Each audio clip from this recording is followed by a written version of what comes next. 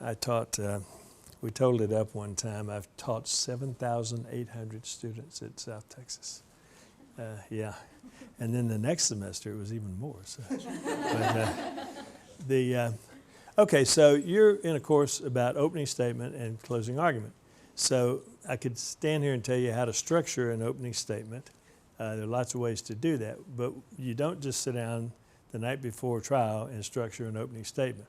It all starts very early in the game. It involves focus groups. It involves thought process that is refined, and will evolve. It involves, first and foremost, the development of a story. You have to have a story. Jerry Spence always says, the lawyer with the best story wins. And the best story doesn't mean that you have the best facts. It means you do the best job of telling your story.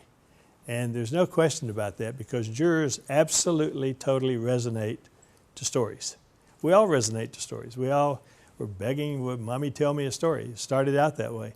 And we all, we will talk about stories and how to develop a story, and how to create a story. And I'm going to talk more about what goes into the elements of opening statements and summation. And then I'll tell you a couple of places you can get copies of what I'm talking about this evening. So there's absolutely no question. Everybody knows that preparation is the key to success in the courtroom. What's the key to preparation? Key to preparation. It's one of the most important things I'll say all night long. The absolute key to preparation is attention to detail. Infinite, finite, little bitty, microscopic attention to detail. Percy Foreman may have been the greatest trial lawyer that ever lived. And Percy, when I asked Percy, I had the privilege of working with him, and when I asked Percy, what is the most important thing you do to win these incredible cases? And he said, well, when I walk into a courtroom, I know more about the facts of my case, and I know more about the law of my case than anybody on the planet, except maybe the guy that did the shooting. But he said, that's it. You have to have absolute, complete attention to detail. Once you get all the detail down, then you pull it together with your story and all that sort of thing.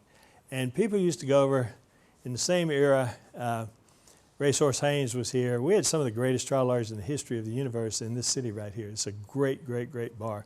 And many of them are South Texas graduates. And many of the judges that we practiced before were South Texas graduates. I've tried cases before many people that I taught in law school, so I was always very generous with my grades. Because you never know when you're going to be standing in front of them saying, yes, Your Honor, no, Your Honor. So, but absolute attention to detail. Now, how many squares do you see there? You may have seen this before. How many squares do you see there? All right. Most people will see 16. But actually, those who dig a little deeper in a case, do more preparation, will see that there are actually 18. Or if you really are serious about it, you'll see there are 22. It depends upon how you look at it, but if you really get into the kind of microscopic examination I'm talking about, you see that there are 26. So 26 is a lot of squares there, but that's not all. See, there are actually 28, or is it 30? Or is it 31? Counting this one. So how many squares do you, see, that's the point. This is why some people look at a case and see $10,000 worth of damages. Another lawyer will pick up exactly the same file. They'll bring me a case that they've said, here's a $10,000 case. And then we'll go into it, and my staff will get into it, and my lawyers, my associates get into it, and we get $100,000 on it. Why?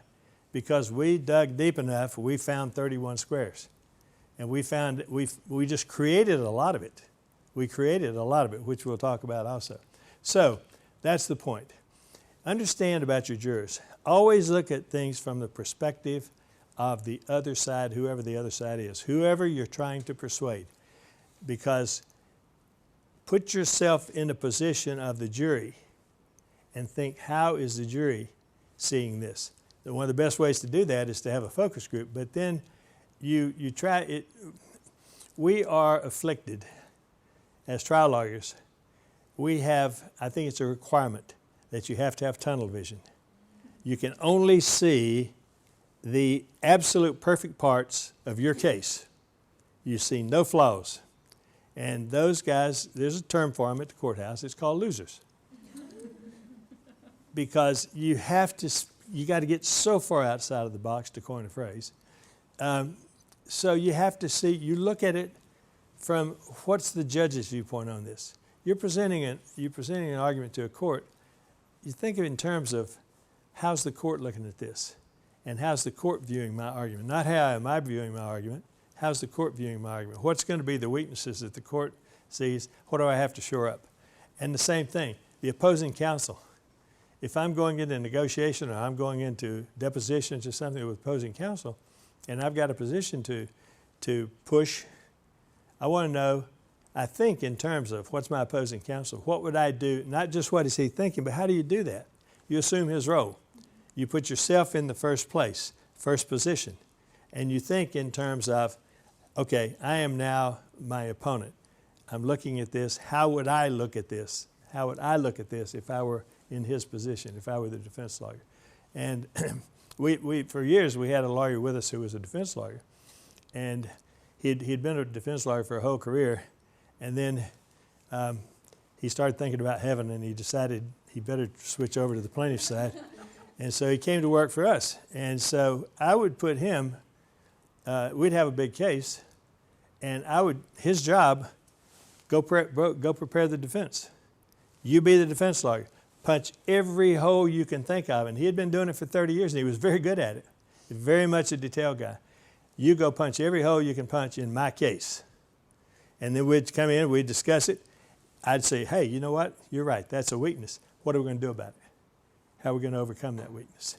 So, but here's what this is all about. You have to understand this. Jurors see the world not as it is, but as they are. Jurors see your case not as it is, but as they are. So how do you find out how they see it? You do focus groups, but that's a whole different lecture. But you do focus groups. By doing focus groups, you see how jurors will view your case. So, 2,300 years ago, this guy nailed it.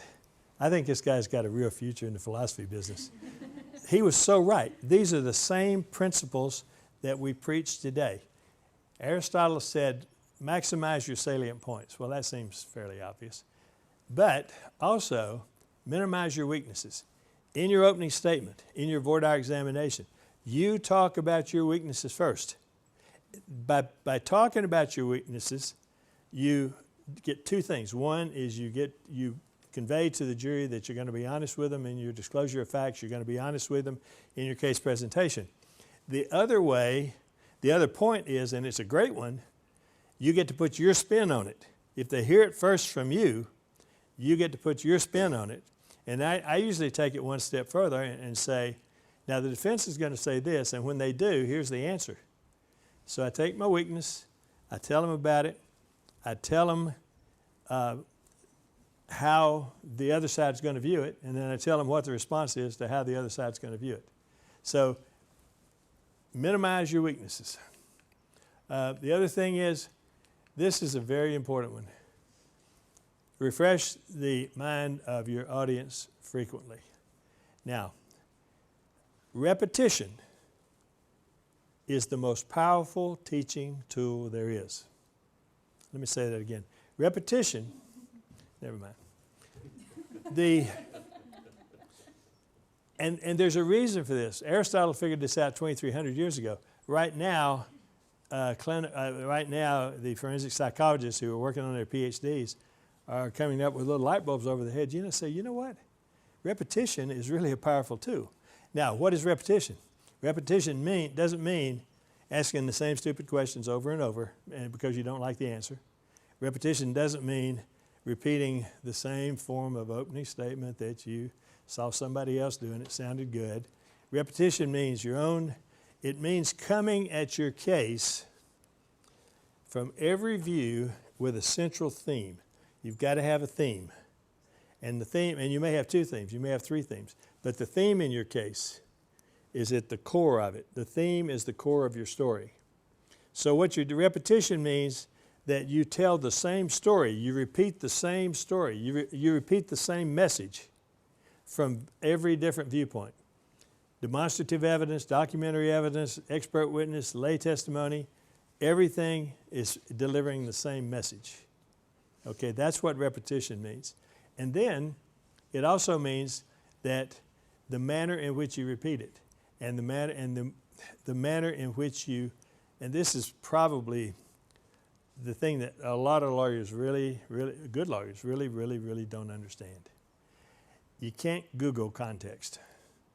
You simply can't Google context. So, and which is why they'll have powerful points to make. But here's point one. Did you get that? Here, I'll say it for you. Here's point one.